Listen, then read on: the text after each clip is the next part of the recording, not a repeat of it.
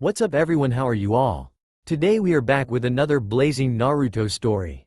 What if Naruto was left to fade, but returned as the immortal flame of rebellion? If you enjoy, then please like, share and do comments. And also check the description to original creator of this beautiful creation. Calendar of the Seven Kingdoms, year 282, Westeros. The Robert Baratheon's rebellion kept going with promise of a brief but no less bloody contest. Some among the seven families already chose their side. Others were still in the gray area, lying in the shadow to one or the other side, sometimes both. Among them was the Lannister house, presently ruled by Tywin Lannister and current Hand of the King. For sure, none of those families would hold back anything to get their piece of the pie and the end of the war. Or so was the logical reason Cersei could think about in order to explain her current captivity. She did not believe in the bandit show that those men performed in order to lock her in this cell. In fact, where was it exactly? In a dungeon? A cave? She found out that she did not really care in the end. For all that matters, she could even be in Essos for all she knew. One sure thing was that the bandits who took her were not some random second swords.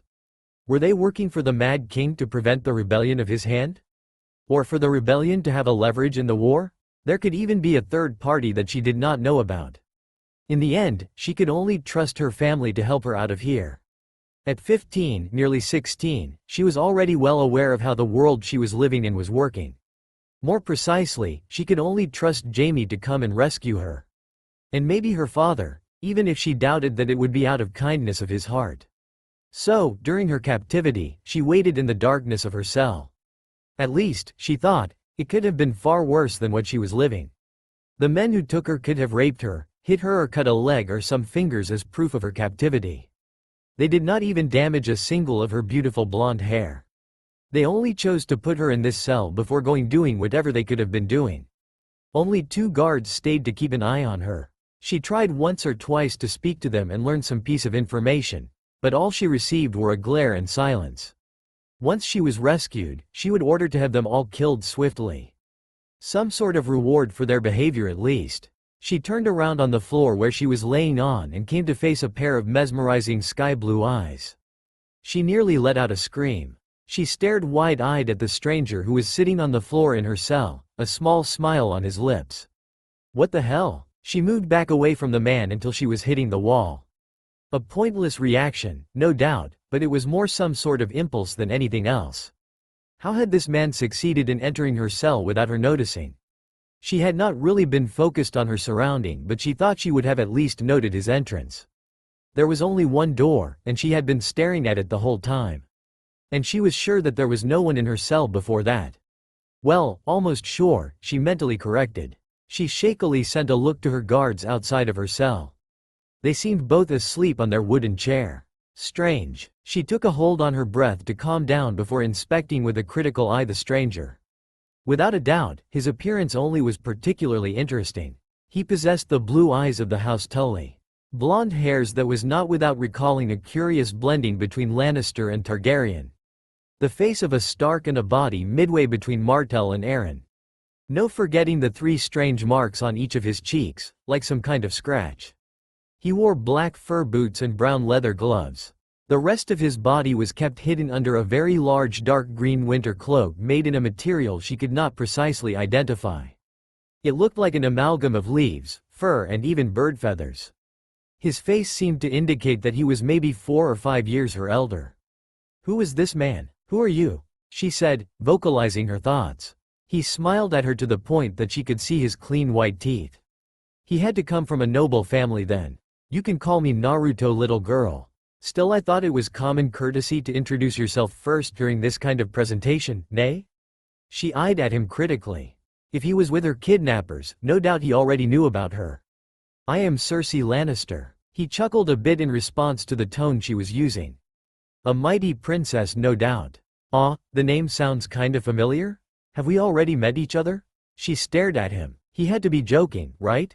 "I am the daughter of Tywin Lannister, Hand of the King, Head of House Lannister, Lord of Castle Rock, Warden of the West, Lord Paramount of the Westerland and Protector of the Realm." Naruto eyed at her, slightly amused. "Whoa, so many titles for some Dutch. Although I didn't ask for your father, only you know." What can I do with the name of some guy who is not even here? Cersei thought that she might as well have grown a second head. She sent him a glare that could have frozen the tundra. Why are you here? Good question. I am not entirely sure myself. My first answer would be to meet with a pretty girl. Maybe the almighty gods wanted me to come here. Maybe I just followed a black cat and lost my way. Or maybe I couldn't keep myself from meeting the princess in distress. It was always one of my fantasies when I was young, to rescue the oh-so-beautiful princess while riding on my white horse. Kinda pathetic, don't you think? He chuckled, and despite herself, Cersei couldn't hold a hollow smile. She frowned immediately when she noticed it. What in the name of the seven was happening to her? The man in front of her was probably one of her kidnappers. A little bit crazy though, but a kidnapper nonetheless. You do not make friend with your kidnapper, unless it was a plot to get out of his grip. It was an unwritten and logical rule based on common sense. But her smile, during 1 second, she couldn't retain it. Who is that man? What do you want from me? Are you working with my abductors? He stared at her and let a small smile light his face before letting it fade away. I am not working with anyone. The day I receive order from someone will be the day the world ends. He kept himself from smiling at that particular idea. I am not with the men who kidnapped you. I'm just interested in talking to you, little one. For a reason unknown to her, the title made her frown unhappily. It was not that she appreciated the label, far from it. But ordinarily, she would not let such petty things bother her to the point to show a physical reaction. Especially in front of someone as doubtful as this man. She let loose her arms, seeing that he was not on the edge to approach her. Even if he was, there was little she could have done. He did not seem to carry any weapon or armor, but his body was built in the warrior way, showing his well-developed muscles even under his large clothes.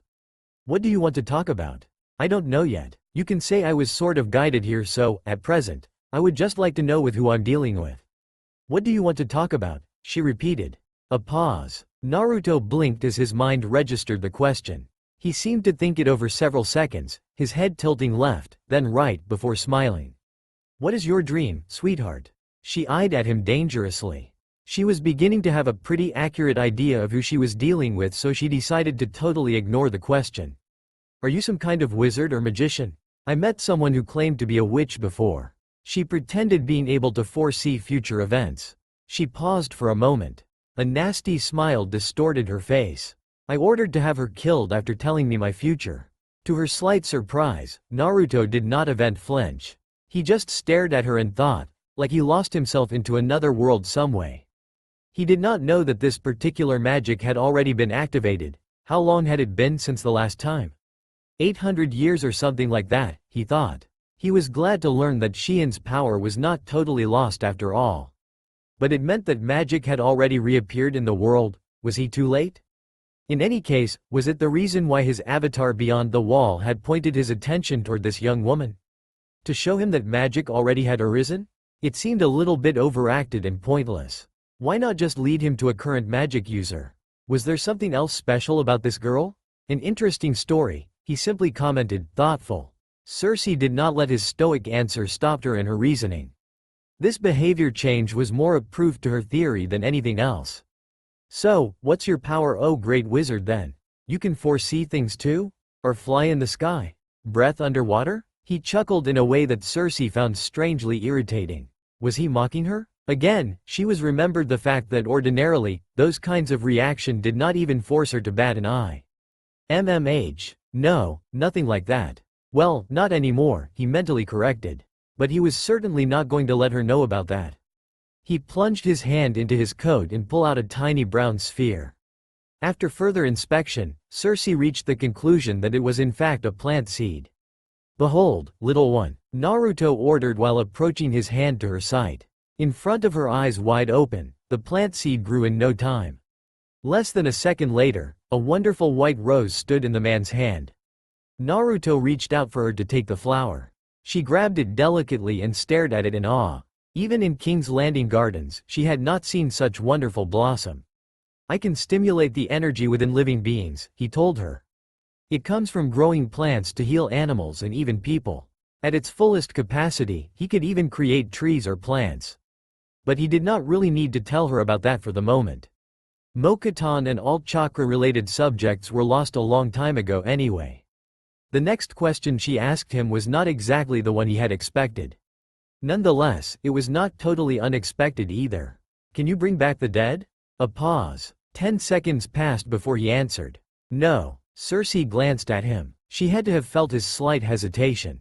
Fortunately, she did not push him for further information on the matter. Smart kid. He decided to answer in a more honest way. Not in the way you would like. The result would not be pretty, believe me. She did with a frown. He mentally confirmed his previous thought. Smart kid indeed. He decided to investigate a little bit more. It was not like he had better things to do at present. Who did you lost? She hesitated without surprise, but decided to tell him even so. After all, he just shared something that she considered a tremendous secret with her. A little bit of honesty could allow her to learn a bit more about this strange person. Growing up, she made the principle, there is always a plot within the plot, a familiar notion to her understanding. She learned to manipulate and use emotion, people and even herself as a mean to an end. However, no matter how hard she tried to suppress it, it was only an excuse here. She wanted to tell him the truth, and she did not know why. It was like if some gods above were guiding her mind, telling her to trust this man. My mom. Naruto did not respond immediately. He observed calmly the turmoil of emotion behind those emerald eyes. He did not really notice it at first, but the girl was surely an astonishing beauty in the making. She was still young, but he could already see signs of a stunning beauty. He sighed and approached her slowly in order to not frighten her. He sat on the stone bed in the cell next to the sitting form of Cersei still on the floor. He then gently put his hand on top of her head with a small smile. This time, Cersei did not back down. She still eyed at him carefully on every move he made though. Sorry about that, he finally said. Did you lost someone too? She asked, curious in the emotions that were floating in his eyes. She could also use that as a leverage in order to establish a connection between them. She had quickly noticed that the man in front of her was a really bad liar. More than that, he could not even keep in check his emotion. His face was like an open book for her to read. For her who had grown up in an atmosphere of liar, manipulation, secret and conspiracy, it was a golden opportunity to exploit. Inwardly, she felt bad about that. This man was so different from all the others. He did not seem to have any scheme in mind. He was like the gentle mother she never knew and the caring father she dreamt to have as a child. Unfortunately for him, she was not a child anymore. She was 15. People could underestimate her because of her age, but she took that as an opportunity to better use them. And if necessary, she would use that man. He could help her out of here. She could use his power to help her obtain the Iron Throne. She would crush anything standing in her way, be it this man or anyone else. He was probably around 20 years old. If necessary, she would gladly use her body to make him her puppet. The fact that she never met more handsome man before was icing on the cake. Naruto smiled sadly at her question. She immediately crushed the guilt she felt rising within her chest. I lost a lot of people, little one. More than you could count. Those who were once close to me are no more. He gently petted her head and looked away from her. Cersei felt butterfly in her lungs and heat melting her cheeks. Her resolve seemed to melt like snow in summer, but she forced herself out of the feeling. I never knew my parents, he said. They died the day I was born. But even without meeting them, I knew they both loved me very much. He turned his head to face her. Sky blue eyes met emerald ones and Cersei felt her heart miss a beat. You do not need to mourn for the lost loved ones. In their own way, they always keep a keen eye on you. The only thing you can do for them is to not forget their memory and keep going on life as if they were still here watching over you. Caring, loving, wholehearted, no matter how hard she tried to justify it, Cersei knew that she was fighting a lost battle. She would never persuade this man to be some sort of puppet in her plot. He was too gentle to be a part of some dark scheme she could be planning. His words and voice were strong and captivating. No doubt he could convince people in the blink of an eye if he wanted to. It was a quality she was particularly fond of. She knew that she needed that in order to achieve her dream. His voice, his charisma, his tender authority, for her, this was without a doubt more appealing and frightening than anything else. In this case, even she was falling for it. The worst part was that she was almost glad she did. Almost. He was way too naive. What about the ones responsible for their death? She murmured slowly. Do you not want to see them dead? Or would you rather let them walk free unpunished for their crimes? He remained silent for 10 seconds and seemed to think carefully for his answer. I don't really know. I suppose it's really up to the person. I was always the one to provide second chance. I would confront the person and ask him his reasons for doing what he did. I always discovered that they were not particularly different than I killed some, true, but I always came to understand part of their choice. So, you let some of the ones who wronged you walk away. It's a coward and weak apology for the dead, she summed up somewhat disgusted. She would never embrace this way of thinking. The dead are dead, you can avenge them, but in reality, it doesn't change anything for them. You can only prevent others from feeling the same way you felt by killing the ones eager to murder again. There, a lost battle, she knew it. She did not even know why she tried to persuade him. She would better think of some way to convince him to help her get out of here. Before she could change the topic, he came up with another question. Your mother was killed by someone? He demanded. She died giving birth to my younger brother. A dwarf, she informed matter-of-factly. No point in conveying her revulsion for the imp. She was growing tired of those debates. There was nothing for her to gain from him. He was way too convinced in his own belief. I see, Naruto said simply. A dwarf, huh? Interesting. Maybe he could pay him a visit someday. For reasons still unknown to him, dwarves were often bearer of magic, be it spectacular or invisible to the naked eye. The fact that he was a member of one of the 7 great families was also a genetic predisposition. By the way, you didn't answer my question earlier. What's your dream? She immediately knew the response. It was not really a secret. She did not cry it out loud, but most members in her family already had an idea. I want to be Queen of Westeros. Have the power and give birth to children that I could trust with my life and cherish more than anything. He sent her a tired smile that she did not comprehend. For Naruto, it was particularly sad to consider what the world became through the eyes of this young girl. Did she need children to finally be able to trust someone? The Game of Thrones was truly worrisome. Was it time to end it? He lost a lot of his former power, but it should be achievable for him. Well, I think that will be all for now, he concluded as he stood up. Cersei went all sharp. She stood up too and grabbed him by the arm. Wait, you can't leave me in here. I don't even know where I am. She shot him. Naruto smiled brightly at her. He plunged his arm into his coat and pulled out another plant seed. Your brother is on his way here as we speak. Don't worry too much, sweetheart. He will be there in a couple of minutes. She eyed at him carefully, trying to determine on whether or not she could trust his words and let the hope fill her up. Finding no clue to prove he was lying, she let go his arm off her grip. He then took the seed in his hand. Like for the flower, it transformed into a wood bracelet of beautiful shape. Naruto felt her curious glance and smiled before giving it to her. This seed bracelet is a little bit more special than the flower one. If you think of me while holding it, I will know about it no matter how far I am. He paused for a second.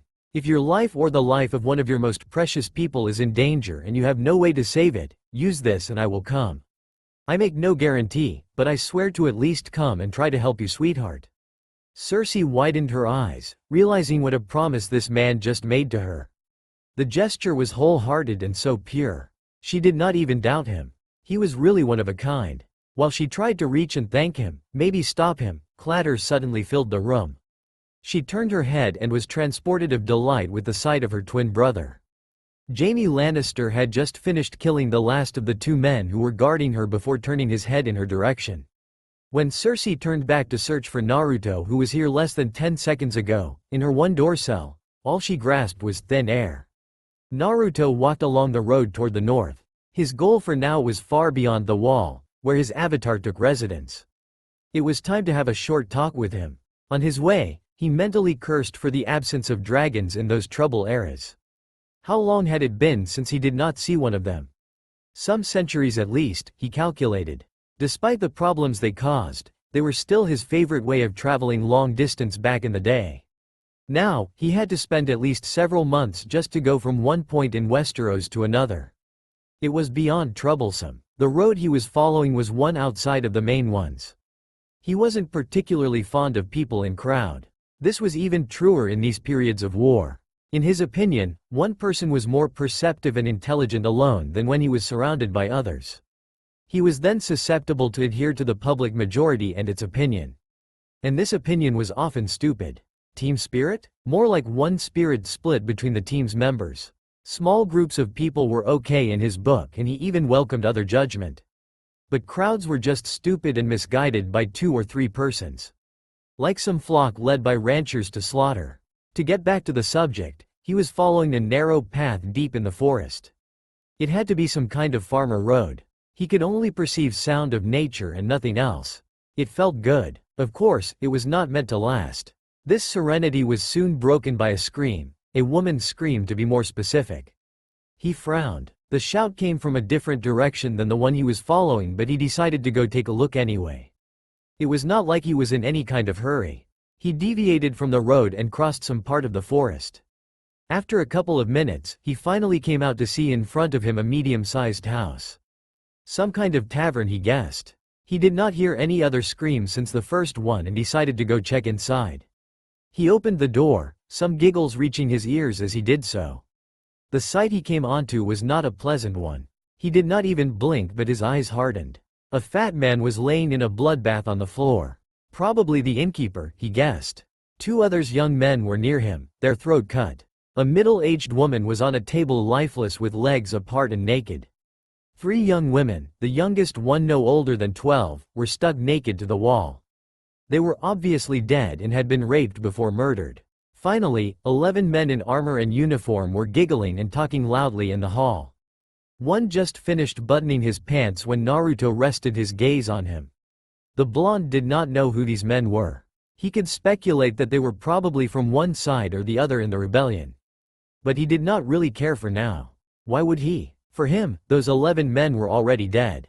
They were just not aware of it yet. From under his large dark green coat, he took out a stick of wood no more than 2 feet long. The staff was thin and did not seem to be capable of enduring the slightest breeze. Naruto seized it in his right hand and slowly approached the first standing man among the 11. His left hand stayed hidden inside the cloak.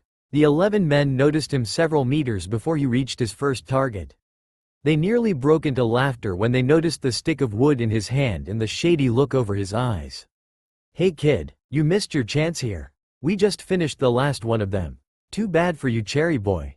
The one who spoke was his first target. From the corner of his eye, Naruto noticed that all of his companions were laughing hard at his comment. In consequence, none of them saw what happened. Naruto bypassed his first target without another glance in his direction. To all the others in the room, their companion had suddenly stopped chortling. His face was now dead blank and his body still. Without a sound, his head felt from his shoulders. One down. When the 10 men finally came to the conclusion that their comrade was dead, Naruto's hand already ended his swift motion near the head of his second target. Soundlessly, a second head joined the one already on the floor. The sounds of swords put out of their sheath echoed in the tavern. But already, the head of a third man fell down. Naruto moved like a death ripper, his face blank and eyes lifeless. Another one fell before he could even raise his blade. 4 down, 7 more to go. Seeing the slaughter taking place in front of their terrified eyes, the remaining 7 men decided to gather themselves in a corner of the hall. Naruto approached them without the slightest hesitation. His steps were calm and his breath under control. 2 men were brave enough to make a move forward. Their sword raised in the air went down toward his head. Naruto raised his stick and blocked them both. Only one hand was enough to contain the strength from the 2 grown men. His stick did not falter. From under his cloak, he pulled out his left hand with another stick in it. He promptly pierced the heart of the man on his right with it. As soon as the pressure lessened on his stick holding both swords away, he tilted it sideways. The remaining swords slipped on the staff while the man lost balance.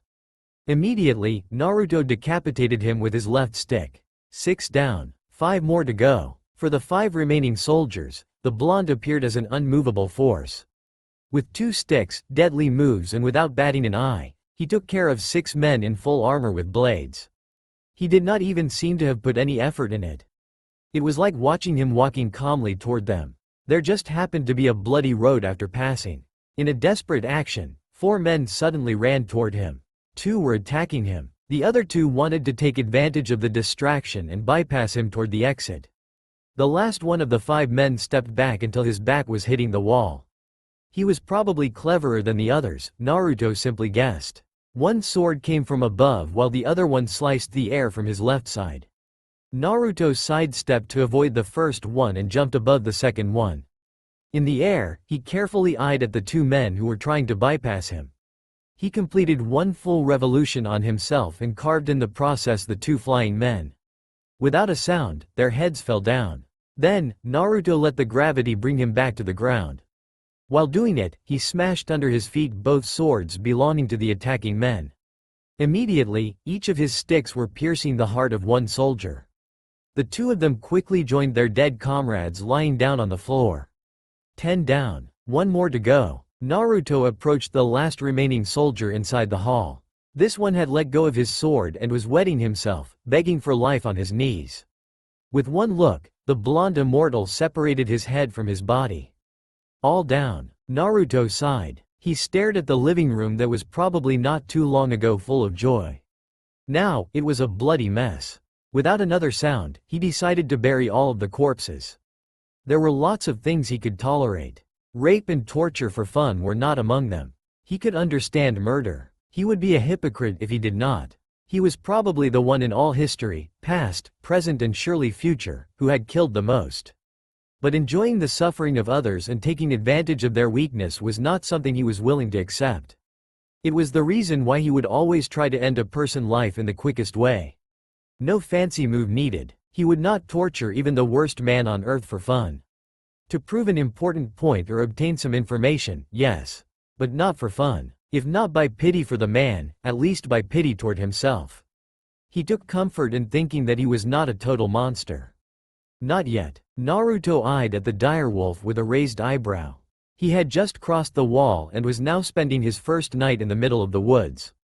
He brought with him a huge package of food. He knew how difficult it was to find something to eat in those lands under snow. Not that it would kill him to not eat anything, but he preferred to have a full stomach. So, he had started a fire and had put some meat to grill. He could have built a full house with his Mokuton, but he had not wanted to be spotted by just anyone. The probability was small but still existent. And just as he was going to pull his meal out of the fire and eat it, a grown-sized gray direwolf had suddenly appeared from the forest. Now, he was just sitting still, his hand holding a piece of meat suspended just in front of his wide-open mouth. A piece of meat that the newcomer seemed to find particularly interesting apparently. Strangely, the direwolf did not seem to want to move. She, because it was a she, was just staring at him without breaking a nerve. Naruto had to admit, he just met a strange new companion. Slowly, Naruto closed his mouth before holding out the food. He eyed at the direwolf, then the meat, and then again the direwolf. He moved the meat to the left. The direwolf eyes followed the food. He moved it to the right. The predator's eyes kept following. Naruto sighed and threw away the piece of meat. The direwolf reached for it while it was still in midair and ate it with a quick shift. Impressive, he commented wryly. He took another piece of meat packed in paper from underneath his cloak. He eyed at the direwolf who returned serenely his stare. He sighed again and took another pack. He removed the container and threw it in the flames. He then eyed at both pieces of meat in his hands, then the direwolf. "You prefer it cooked or not?" he demanded with a raised eyebrow. The mammal eyed at him, the piece of meat, the fire and then back at him. Naruto nodded and put both pieces on the fire. "Whoa, you have some yummy taste, nay? Never met a direwolf who prefers cooked meat before. I suppose it was bound to happen one day or another." He waited patiently and turned the meat. In front of him, the direwolf approached and stretched out on the other side of the fire. A couple of minutes later, Naruto pulled the meat out of the fire. He threw one piece to the female direwolf who immediately swallowed it like a snack. She then turned her head in his direction, staring at the remaining piece of meat in Naruto's hand. The blonde twitched. "Ah no, this one is mine. I am a young man in the springtime of his youth. I deserve some meat at least." The direwolf seemed to raise an inexistent eyebrow. A vein popped on Naruto's forehead. "Of course I am a youthful young man. Don't you see my handsome face and perfect build?" The direwolf did not move, but Naruto could swear having seen her rolled her eyes. "Tch, cheeky brat. No respect for their elders I see," he muttered darkly. Naruto then bit at his meat under the wary eye of the direwolf. While eating, the animal never took her eyes off him. She stared at him until his last bit and then lost all interest in the blonde. She unbent herself before closing her eyes. All the while, Naruto never stopped muttering under his breath about disrespectful puppies who think of already being grown up and should learn to show some proper respect. What about Snow White? Naruto asked while walking across some deserted lands covered by snow. A growl was his answer. He was now far in the north, a long way from all lands covered in anything other than snow and rocks. It had been 2 months since he crossed the wall, and since then, the female direwolf who he met on his first day had kept following him. It was not a problem for him. He could grow trees and so have fruits or vegetable anytime. It was not like it was compulsory for him to eat anyway. He was dealing with the cold rather well and was sleeping like a baby every night in a house of wood that he would destroy the next day. He was far enough from the human territory beyond the wall to not be spotted, or so he hoped. He lost himself once or twice already, but it was just because he wanted to do his trip in the adventurous way. In a nutshell, he was not using anything but stars to help him travel. On a side note, he quickly found out that in a land where the sky was always cloudy, astrology was not very helpful. The direwolf seemed fine too. She sometimes disappeared from his line of sight for a day or two but would always come back with a deer, a rabbit or some other food. Apparently, she could also eat fruits and vegetables even if it was not her favorite dish. The only problem that they had encountered so far, in Naruto's opinion, was to find a name for the female direwolf. He came up with quite a lot, something that seemed to bother the proud animal for a reason way past over his head. Was it his fault that she did not like Cheeky Brat, Rocks Buster, or Emo Wolf? Well, like it or not, but we need to find you a name. I can't call you Direwolf or you all the time, you know. Naruto ignored the growl that probably meant something along the line of, not until you find a fitting name for my royal majesty. He quickly learnt that because he met her when she was just about to end her growth, she was quite the prideful one. Well, it was not like he did not know the type. In retrospective, she was particularly enjoyable to be around even if she was lacking a good sense of humor. She never laughed to his jokes, damn it. They were good ones though. Naruto looked forward onto the road they were following. They were close, he could sense it. Just beyond that cliff, he thought. Or maybe the next one.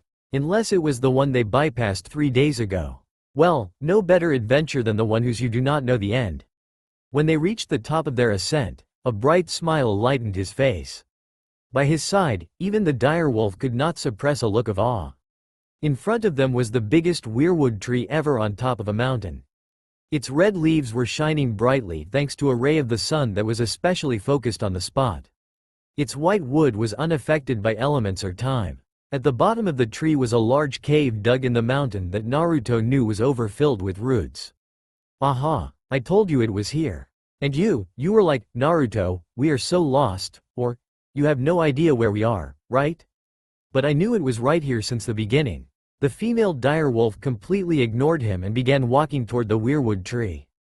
Naruto twitched but said nothing, following her in her tract. After crossing a flat ground without incident, they came in front of the cave. Naruto entered without hesitation, but the direwolf seemed uncertain at first. She finally settled down to follow when she saw Naruto send her a mocking wink. She was in no way afraid. Cautious, yes. Afraid, certainly not. After passing the entrance, they came in what seemed like a labyrinth of roots and rocks. Naruto made his way without a pause, the direwolf following diligently behind him. They kept going for about 5 minutes before finally coming to a stop in a larger room. A small smile enlightened Naruto's face as he was staring at the mass of roots in front of him. The direwolf tensed, sensing a faint presence in here other than herself and her annoying companion. But no matter how hard she looked, she could not pinpoint it. The roots moved suddenly around, revealing the figure of an old man who seemed to be directly connected to the roots. His face was the epitome of oldness. He wore a brown pall and a cane was resting in his hand. Naruto coolly approached him to sit down on a root next to the old man. Wait, did he have to call him an old man who looked old? Because he was way older than this kid of an old man. Hello Raven, how are you? Still busy taking root, nay? Naruto teased. Please, stop it dad. It's still not funny. He paused and sighed aloud. He eyed at Naruto before staring at the direwolf who was accompanying him. I see you have met some pleasant company. What is your name, young one? The animal eyed at him warily but with evident curiosity. After 10 seconds, she let out a growl. Raven chuckled. I see. You don't have a name, nay? So, what about I give you one? For instance, what do you think about Stormflake? The dire wolf seemed to widen her eyes slightly before contemplating the name. She then sent him another growl, seeming rather happy. Stormflake it is, Raven smiled softly. All the while, Naruto eyed at the event ongoing with apparent dejection. He went in a corner to trace some imaginary circle in the dirt, calling upon the total unyouthfulness of life.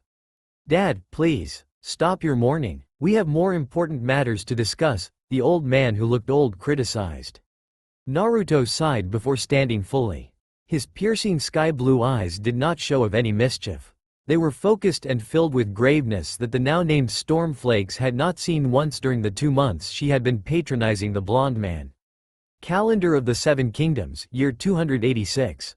Westeros, King's Landing. The flu, a common yet deadly disease that affected farmers like nobles. It caused roughly 10,000 deaths each year in Westeros. And a week ago, it killed the heir prince, son of King Robert Baratheon and Queen Cersei Baratheon. The king forgot all of his duty for a couple of days and drank again and again to forget or lessen the pain. He collapsed several times and rejected all attempts of comfort even from his closest friends. Cersei, his own wife, was no exception. Not that the queen really cared about her husband. She just lost her firstborn child while he was no older than 2 years old. She locked herself in her room for the past week. The only people she met were her twin brother Jaime Lannister, who just passed to try and comfort her. She was particularly grateful for his gesture. The other one she also kept an eye on was her second son, Joffrey Baratheon, who was just a few months old. She knew that Joffrey was in no way the son of her husband, Robert Baratheon. He was the seed of an incestuous relationship between her and her twin brother. He did not have any right to the crown. Nonetheless, she was going to take care of him with all her might. After all, she swore to make him the true heir. And she did not want to suffer such a loss again. But even if her recent dead son was the child of a man she felt only disgust for, she still loved him very much. Perhaps even more than she loved Joffrey. After all, he was her first one. A hand suddenly appeared on her shoulder. She jumped with surprise and turned her emerald eyes toward the stranger. Seeing those sky-blue eyes and a face that had not even aged a day since the first time she met him, she felt on the verge of tears. He was a reminiscent of the past, a past in which her son was still alive. She did not even feel angry for his delay and the broken promise. Sorry for your loss, Naruto just muttered. She did not know what made her move, but she ran straight into his arms to hug the life out of him. Naruto did not flinch and just let her cry on his chest. After a minute, he led her to her bed. They both sat on the large royal mattress while Cersei took a hold on her breathing. She stopped crying even if her eyes were still all red. She removed herself from Naruto's arms and stared in the air in front of her, unfocused. You are late, she simply stated. Her voice conveyed no emotion. I know. I was very far from King's Landing when I sensed your call. I immediately left, but the time it took me to come here was too much. It's not a very good apology, but I want you to know that I am sincerely sorry. Naruto sighed. He just crossed back the wall when he sensed the call, letting Stormflake behind him for now. The direwolf seemed to have met another member of her species, a male one. He did not want to separate them while coming here. She could even have slowed him down. He did not catch any break since the moment he received the call from Cersei. He had not eaten, drunk or slept for nearly 2 weeks and had been running the whole time since the moment he learned about the heir prince disease. He would survive for sure, but he felt the mental tiredness. But what was a child life compared to a little bit of fatigue from an immortal? Stay here, with me, Cersei begged weakly. If you stay in King's Landing, this will never happen again. She was beyond doubt heartbroken. Her tears could not be more sincere and her pain faked. But even in those circumstances, she could take advantage of the situation. Naruto could cure her children in the future and be a stepping stone for more power and prestige. Even she was slowly falling for him, in a self-centered attraction way. The others would stand no chance. Since the first time she met him, 4 years ago, she had crossed him 3 other times. All of those times were when he came to King's Landing to act as a healer during a couple of days before disappearing. She heard that he never lost a patient, no matter the level of injury. Each time, he came to see her and talk a bit, nothing really important. But even with those rare visits, he was slowly but surely making a place inside her heart. They never had anything new ally related, not even a kiss, but she was at least aware of her emotion. Each time, she tried to make him stay here. Each time, she failed. Always with the same excuse. I am sorry, little one. But I have some important business ongoing in the north. Something that could be a real threat to all Westeros, perhaps even beyond the sea. You always say that, but never really talk about it. What's in the north so important for you not staying here? He sent her a small tender smile that melted her heart. She immediately knew that she would not succeed in making him stay this time again. Sorry, sweetheart, but it's better for you if you don't know about it. I hope that you or your children will never have to worry about that particular business. The answer made her frown, but she accepted it nonetheless. She came to understand quickly that Naruto was a complex person with lots of responsibilities, be it toward himself or toward others. Slowly, Naruto stood up. Seeing him move, Cersei immediately grabbed him in a crushing hug from behind. Don't leave, not tonight, stay with me for the night. Please, she muttered, pressing her well-developed chest against his back. Naruto felt his cheeks get hotter and hotter. He forced his body to not respond to his instinct and sighed before turning around. Cersei, you are a married woman. Please, don't do something that you might regret later. Her fidelity toward her husband was the last thing the queen had in mind at the moment. She responded, even so. I don't love my husband Naruto. I married him only for politics and prestige, like most of nobles. But I love you. A lie that raised guilt in her chest. She instantly trampled it. Without letting him the time to think about it, she stuck her lips on his own and immediately took advantage of his open mouth. She rolled her tongue around and enjoyed fully the emotion she felt rising in her chest. While acting, she placed her hand on the back of his head to leave him no loophole. At first, Naruto did not know how to respond. He was no novice in the matter. He had more than several lifetimes of practice behind him in a 20-year-old body after all. He did not have any kind of UAL relationship in perhaps 20 years or so, but compared to how long he had lived, it was peanuts. It was rather because of the North problem that he did not really take the time for such thing. He never had any experience with a married queen before, but he supposed there was always a first time. He admitted having a small crush on Cersei, but she was still just a child in his eyes. She was only 19. He had to confess, he was not really fair on the matter. Everyone was just a child in his eyes. But knowing someone when she was a child and having with her afterwards when she was an adult was not totally forgotten. He still took 10 seconds to respond accordingly. Cersei let a moan escape her lips when Naruto replied to her action. And what a reply it was. If he could not persuade a woman with words alone, no doubt she couldn't run away from his grasp. It was just a kiss and already she felt her chest pounding wildly with excitation. Naruto then lowered his hands on her back until they were on her bottom. He lifted her and carried her in bed without breaking the kiss. He took off his dark green winter cloak. Not wanting him to have the upper hand, Cersei took off her top and bra before forcing his face on her. He massaged them delicately at first before increasing the rate. He then moved his right hand, entering her half-removed dress and panties. He massaged her entrance a couple of minutes before entering one, then two fingers. Cersei could not retain several quiet moans at this point from escaping her lips and she sensed herself becoming wetter and wetter. She hardened her grip on Naruto's hair and moved her hips up and down to further the pleasure she was feeling. He must have been with plenty of women to learn to procure women such pleasure, she guessed. It was tremendous. A hint of jealousy stung her heart at the assumption, but she squashed it immediately. She was in no position to give him some lecture. Naruto.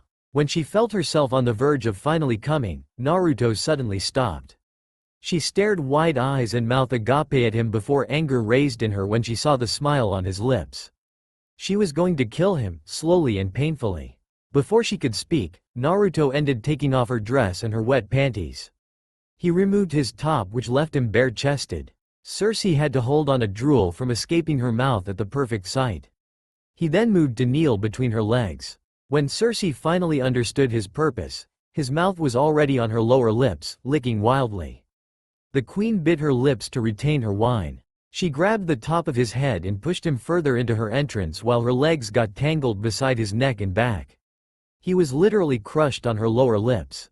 Not that he seemed to care as he kept licking with greed between her legs. Naru ah. This time, when Cersei felt like coming, she did not hesitate to trample Naruto on her entrance. He deprived her of pleasure once, not twice. She crushed him for nearly 20 seconds after her orgasm before finally letting him go. Naruto was not in any kind of hurry, consciously liking her entrance and his fingers of any fluids. She felt multiple shivers on all of her body at the action. "Thank you for the meal," Naruto said teasingly, still sucking his fingers. He then moved and kissed her tenderly on the lips. It was not a deep kiss, but it was enough to make Cersei know about his feelings. Even Jaime, and certainly not her husband, could convey such pure emotion. She felt protected and cared at the same time, something that she thought would never happen again after her mother's death. She loved her children, but she was the one giving emotion, not the one receiving. Consequently, it made the queen remember why he was here in the first place. The memory of her dead son brought back tears in her eyes. Still naked, she embraced slowly Naruto, who petted her on the back. He knew the feeling of having his child die in front of him. He could only be here for her and sympathized. Between her sobs, Cersei remembered why she had made her move on Naruto in the first place. She craved for making him stay here, at her side. She wanted to have him strengthen her position as queen and protect her children. So, for the sake of her plan, she forced back her tears and went to slip her hand under his pants. She had not anticipated a hand to catch hers before she could reach her goal. She turned her head, surprised, to see a tiny smile on Naruto's lips and such pure emotion in those sky-blue eyes. "Don't force yourself, sweetheart. I was glad to make you feel better and forget a bit of the pain you were enduring. We don't need to go any further tonight. You are exhausted and gloomy. I don't want to do it like this." She stared at him, gobsmacked. There was no word for her to express. On the one hand, she felt depressed. He refused her advances and she did not succeed in adding him in her schemes this time again. On the other hand, her heart was racing like crazy. She never had and never expected to have someone she felt she could trust that much, no one except her children. She did not love him, not yet, but it was close. Dangerously close. Was she ready to trust someone? She barely knew anything about him. She was falling in her own trap. After 10 seconds, she finally looked away and nodded. "Sleep with me," she muttered. "Not in a UAL sense, I mean. Just, stay with me tonight." This time, she was not sure why she asked. Because of her plot? Or because of something else? Naruto smiled and approached her. She was still naked and him bare-chested, but he did not really care. He lied down next to her and engulfed her in his embrace from behind, his chest pressed against her back. Cersei clung on to his arm and let a smile grace her face. She quickly fell asleep in the warm embrace. Calendar of the Seven Kingdoms, year 287. Far beyond the wall, Weirwood Cave. "Have you heard about the king beyond the wall?" Raven asked. Naruto shrugged shoulder while eating an apple. "He grew an apple tree in the cave some time ago. And some others too, like an orange tree. Orange was awesome after all. He did well by keeping the Mokuton when he lost every other power." Near him, Stormflakes was silently watching both humans with cautious eyes. "Can't say I have. Who is this new guy?" He was a crow in the Night's Watch.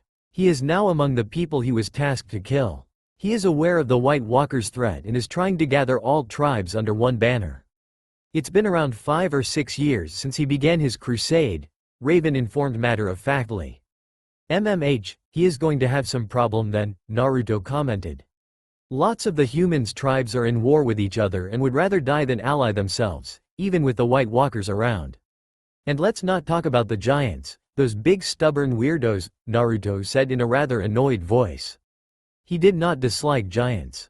He even thought they were pretty fun. Sadly, the giants did not share his enthusiasm. He just succeeded in having the giants join him, the man in the tree said with a small smile, eager to see the wood user reaction. Raven found a slight pleasure in seeing the blonde choke on his apple.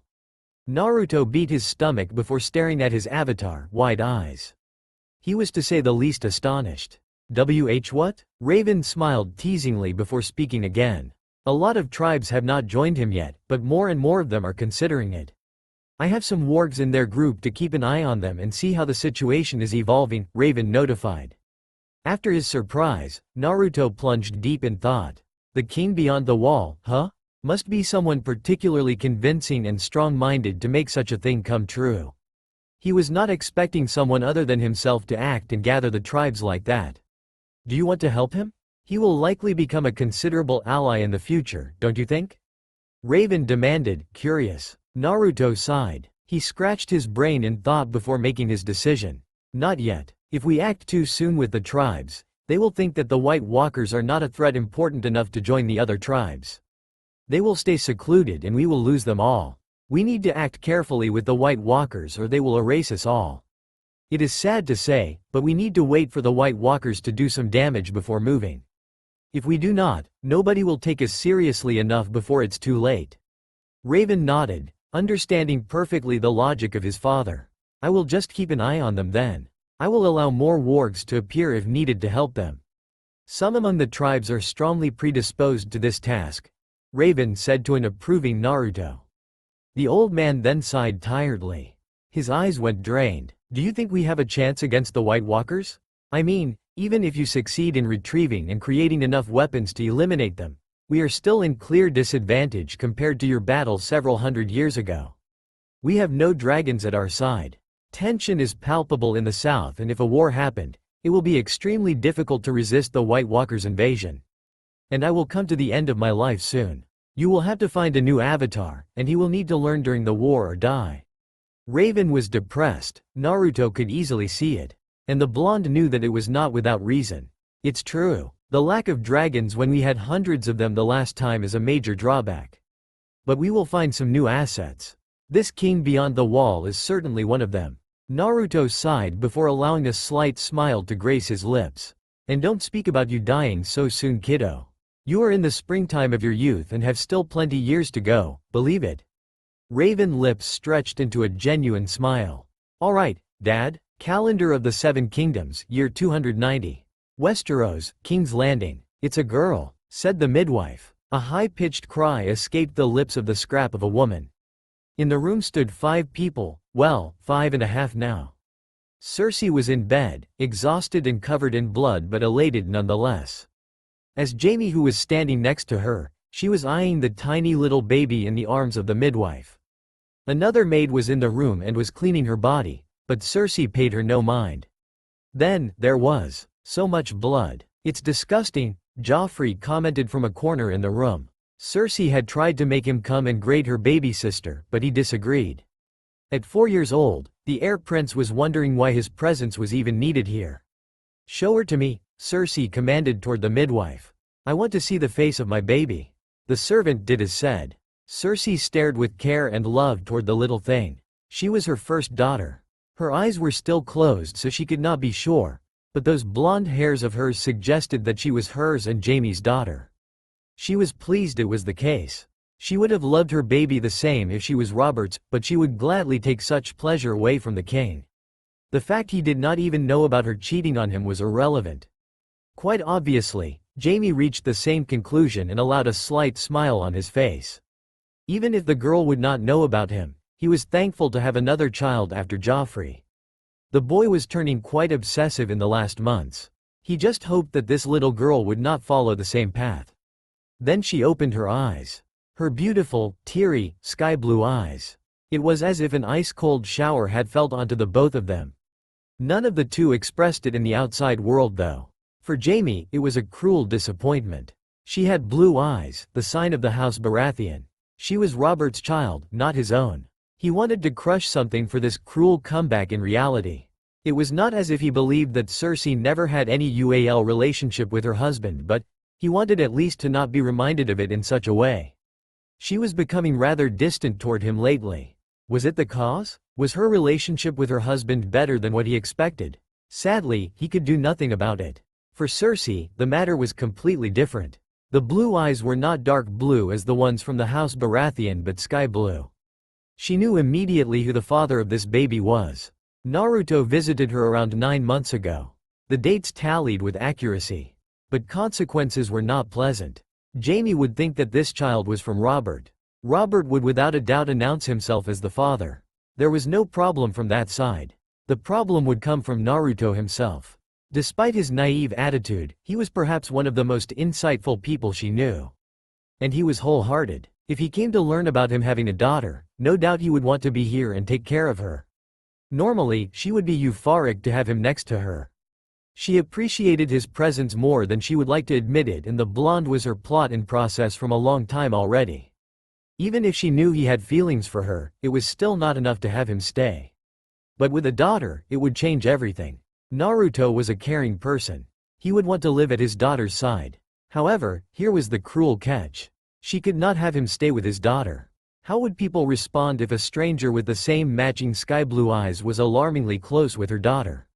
No doubt that Naruto would be a great father and a great ally in King's Landing. But if the truth about her cheating was exposed to the world, she and Naruto would be beheaded and her children disinherited. The same thing was true with Jamie, but he was her twin brother. It was not strange for people to see them so close.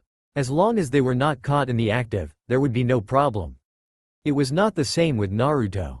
She had to hide her daughter from him. She let out a tear at the prospect.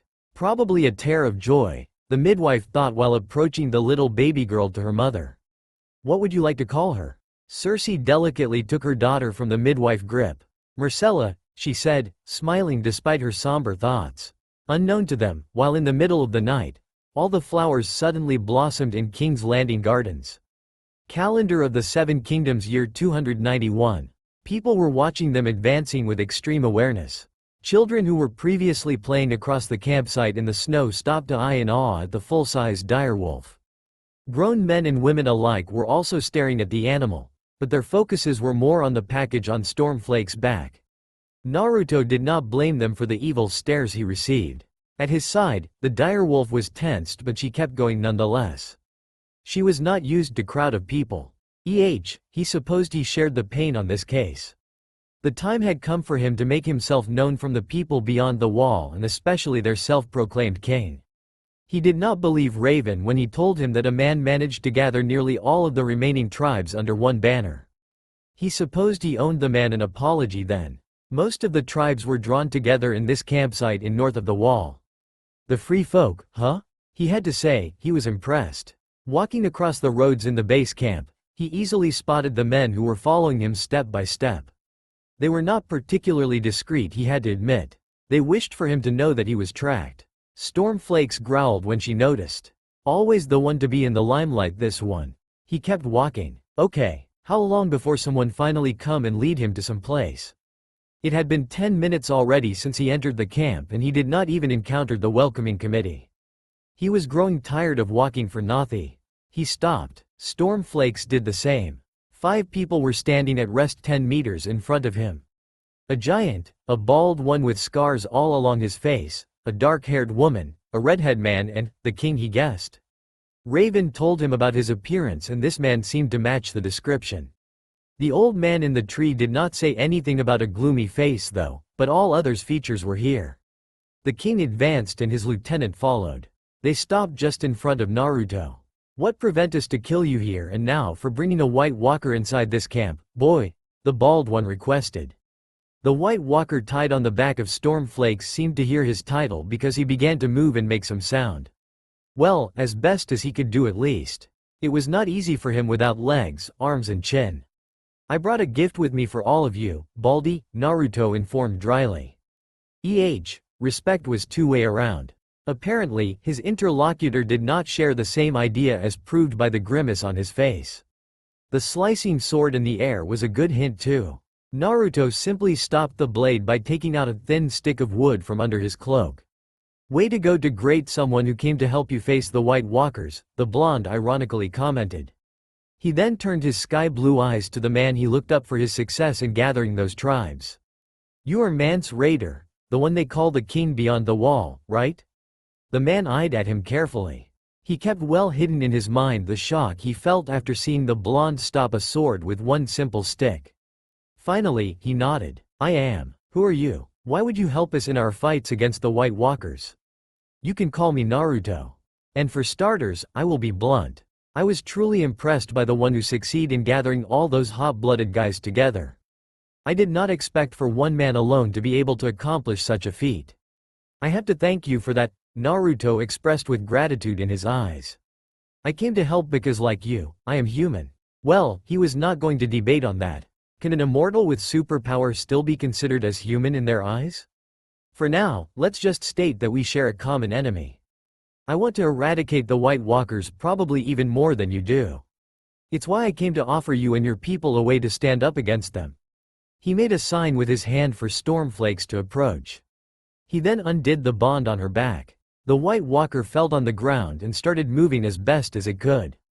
Without legs or arms, it was not particularly graceful. Naruto then took a black knife in his hand that seemed to be made in glass. It was not even sharp. This is dragon glass, Naruto said to the 5 persons and all the people who were around. Behold, he knelt and plunged the knife into the flesh of the White Walker. The crawling dead man immediately shattered like glass and snow. It was rather a pretty sight. All the ones around him were looking wide eyes at the place where the White Walker just disappeared. Can we talk in private now? Naruto demanded to the 3 men, 1 female and 1 giant. The king could just nod, his entire mind focused on what just happened. The king beyond the wall led him to a huge tent inside the camp, his 4 lieutenants and Stormflakes following close behind. On the entire way, people were looking at them with surprise, hope and trepidation. The rumor of his achievement was spreading like wildfire. Mance Raider pushed back the entrance to allow him and his 4 men inside. Naruto took a glance around and was invited at the center of the tent. Silence was not kept long as the redhead man immediately began speaking. So, what's the deal, boy? He asked. No deal, just facts, Naruto simply answered. I happen to possess huge supply of dragon glass. As you saw, White Walkers split when they are hit by weapons made in that matter. I will give you what I have to stand up against them. Well, he was lying a bit about that. He was going to give them enough supply to arm nearly all of them with dragon glass. He had to keep some for his plan in the near future.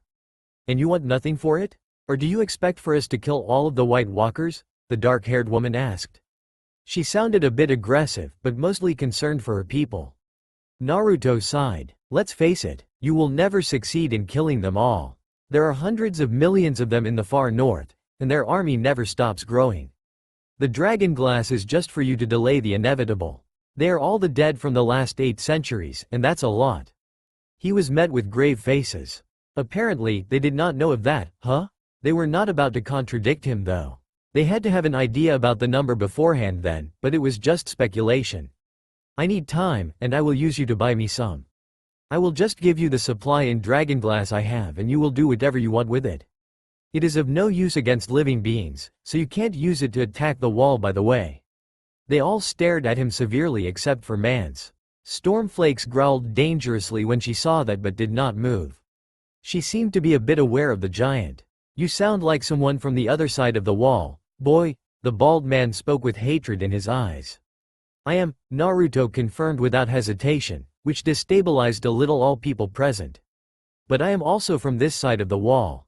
Let's just say that I do not really care from which side you come. I lived in both and except for some habits and customs, it's nothing special. I care for people on this side and on the other side of the wall. You can call me a supporter of the living beings if you like. Quiet. The 5 people were staring at him like some kind of unknown that they could not understand. He probably was in their eyes. In those hard times, which side of the wall you were born into mattered a lot. Each community hated each other with fierce belief. In consequence, it was extremely strange to meet someone who did not share the same point of view. It was the king beyond the wall who finally broke the silence. So, if we do as you say, how do we proceed? Naruto smiled at him. The man cared for his people and was calm-minded and straight-talking. No doubt he was the one who succeeded in gathering the tribes. He could really become a powerful ally in the coming war. It's simple. I will conduct some of your men to the place where I have stored the dragon glass. You will take it then leave to do whatever you want. I have business to take care of on the other side of the wall so I will not help you more than that. He paused to take a breath. He hesitated before deciding to reveal them more of his plots. He would put his trust in this king. My goal is to ally the 7 kingdom under a strong leader and make them aware of the threat of the White Walkers. However, I need time to do so. In the best scenario, I will convince them to open the wall for you to pass and we will then fight the White Walkers all together. Mance Raider eyed at him carefully but did not find any clue indicating he was lying. He sighed. Okay. We will take the dragon glass and then, we will move according to the situation. We won't attack the wall for now. But if the situation worsened, we won't hesitate to do so. The king then paused for a moment. Thank you, boy, he concluded, sending him a tired smile. He had no doubt that his goodwill would not weigh heavily in future events. But this young man pumped in him something that he thought having forgotten many years ago. Hope. Naruto sent him a bright smile. No problem. Believe me when I said it earlier. You did a first-class job allying all the tribes together. It was my goal at first, but I did not have the time. Luckily you were here. Naruto congratulated him with a small smile. I thank you nonetheless. Have you any advice against the White Walkers? Naruto tilted his head to the side and frowned. Yes, one more thing. There is a guy leading the White Walkers. He looks a bit like the others but is in reality nothing like them. He has azure blue skin, horns on his head and pointed ears. He is not supposed to appear before some time yet but, we never know, huh? And if we see him? The dark-haired woman asked intrigued. Naruto turned around to leave the tent. Before exiting, he added. Run. You think we can trust him, Mance? Karsi asked once Naruto and the dire wolf accompanying him had left the tent. The king eyed the dark-haired woman and thought. He seemed hesitant to answer. I'm not sure. He seems to know a lot more than us about those White Walkers, and it's suspicious. But I'm nearly certain that he wants them dead at least as much as we do. We have a common enemy in this war. Tormund was the next one to raise his doubts. And what about what he said about people on the other side of the wall? Even if with some miracle he managed to gather them and make them aware of the White Walkers' threat, they will never save us and let us cross the wall. We are sitting ducks here for the dead. Mance knew that the redhead was right, but he like the others did not have much choice on the matter. They could talk about it, but in the end, it would not change anything. We will have to wait I presume. For now, we do not have much other choice. This boy brought us a gift to fight against the White Walkers, and we will use it accordingly. If people beyond the wall open the gates, we will pass. Otherwise, we will need to make a breach. We have some time to prepare ourselves, so let's not waste it. He stopped a second to look at each one of them. Inform 100 men to come with me to collect the dragon glass. Tormund and Karsi, you're coming with me. Others will stay here and watch over the camp. They all nodded in agreement. Calendar of the Seven Kingdoms, year 295. Westeros, King's Landing. Cersei was lying nervously in her bed. She took care of having all maids and servants leave before closing the room. The window was left wide open. Temperatures in those summer nights were still pleasant and there was a perfectly clear sky. The moon and stars were shining brightly in the darkness. It had been 10 days since she called for Naruto. She did not know when he would come though. She just had called for him once before, and it had been when her son died. All the other times she saw him were when he was already in King's Landing and had been coming without warning. He stayed a few days in town, sometimes even a week, before leaving to some place she did not know about. He said several times having business in the north and a threat that kept him busy, but he never gave her any details. Despite her asking, he still kept many things hidden. Well, he wasn't the only one, she thought. Their relationship was particularly strange to say the least. She knew that he had feelings for her, but she did not know if it was love yet. If not, it was at least powerful attachment. It still was not enough for her to have him stay by her side though. She was sure that it was related to his business in the north, but as he told her nothing, it was hard for her to guess. Because of those many secrets, she could not trust him entirely nor love him either.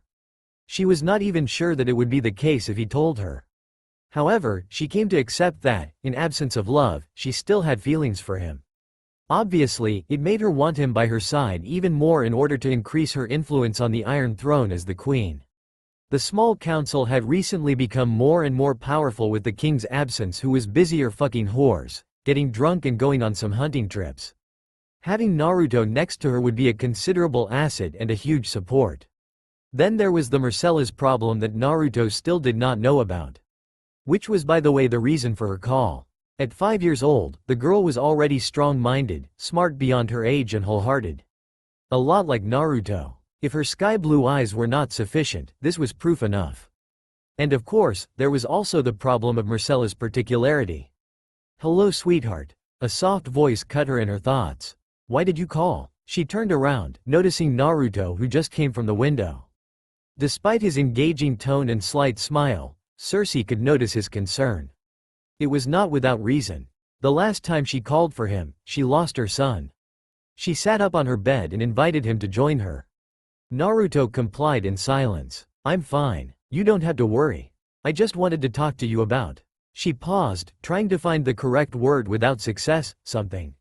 She bit at her lips, not knowing how to broach the topic. She glanced at him before frowning, forgetting for now the subject she wished to discuss. There was something that always disturbed her, but she never put her finger on it. However, now she knew. And she cursed herself for not noticing it sooner. "You still look the same as the first day we met." Naruto did not even flinch. He knew that she would become aware of that fact someday. It was more surprising that she did not bring the topic sooner, considering how observing she was. They had known each other for 12 years now. "I do. It has to do with my power," he simply confirmed. In a way, it was true. Of course, it was not the consequence of his Mokuton or healing skills, even if it was linked, but something far beyond. Even if he began to really enjoy spending time with Cersei, he was certainly not ready to tell her about such delicate topic. He already had trouble dealing with his immortality by himself. He was not going to share his particular condition with anyone apart from someone he could trust blindly. And Cersei was not in this category yet. Perhaps one day, but not now. The queen nodded uncertainly. After all, it made sense for someone whose power was to stimulate energy within living beings to be able to look younger than he really was. However, it raised another question. "I never asked before, but how old are you?" Naruto tightened uncomfortably. She was more persistent on the subject than usual. Unfortunately for her, he knew better than her that he was a terrible liar. "I am not sure myself. My parents died the day I was born and I had to raise myself, so I have no memory of my early years." "I am at least 10 years older than you," he informed. Again, all of his remarks were entirely true, if each of them were taken separately, that is. He was not certain how old he was, but the reason was because he stopped counting after 1000, not because he did not remember his childhood. No better lies than half-truths, he pondered. Naruto sighed while staring at Cersei, who seemed to be in thoughts. He decided to change the subject for a less slippery one. "So, you brought me in here for a reason, nay? Or did you just miss me so much you had to call?" The tease did not even make Cersei arch an eyebrow. "No, I missed you, but I didn't call you just for that," she whispered. She was delaying the topic and she could see that Naruto was not fooled. He did not speak though, and she was grateful for that. It made it easier to vocalize what she had in mind. "I told you about Marcella, right?" The immortal blonde shrugged. "Your daughter?" "Yes, you did. What about her? Is she sick?" "No. It's not that," she denied while lowering her sight. "I never told you that she had sky-blue eyes, right?" It started slowly. Cersei kept speaking after the short silence that was Naruto's answer. When she went outside, gardens seemed abnormal. Plants and flowers looked more radiant, more alive. Then, it evolved. "Now, she can make flowers grow like you from a seed with one look." Cersei took a glance at Naruto and was almost surprised to stare at an expressionless face. There was no anger, disappointment or sadness, nor joy, mischievousness or shock. Just an empty face with blank blue eyes. "I see," he simply commented. It was not a problem at first. Nobody was really paying attention to the nature around us the times I took Marcella outside. And even if they did, there was no indication that she was the one responsible. But then, she started eyeing at flowers, and she became able to grow them with a mere touch. I had to be extra vigilant to not spread the secret. For now, only Tommen saw her power, but he was too young to understand it.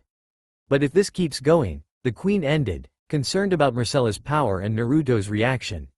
She had no choice. She did not know how to react toward Marcella's power. She was forced to contact Naruto and ask for his help. The well-being of her child was far more important than everything else. However, she could not hide the growing anxiety spreading on her face. "Marcella, she is 5, right?" the wood user wondered aloud. "Yes. She is lovely and very caring. A lot like you in fact," Cersei complimented. Naruto let out a tired sigh. The girl had been hidden from him for a little more than 5 years then. He hated to admit it, but in a way, it had been a good thing. Even if he knew, he could not have looked after her much, no matter how hard he thought about it. He had been far too busy with the North. It was a surprise that she had inherited of the Mokuton though, or at least a version of it. "Can I see her?" he asked, his voice still void of emotion. "She's asleep now. Tomorrow if you wish so." "Thank you," Naruto spoke softly. "You're not mad?" Cersei demanded. She could not conceal the hint of surprise in her tone. "I can imagine the reason you decided to hide her from me. Honestly, I couldn't have been here with her a lot even if I knew. But don't misunderstand. I'm not really happy you hide something like that from me. I know you have a lot of things on your mind you don't tell me about, and I don't blame you. However, this is something hard to take." He paused to think a bit. It was hard, yes.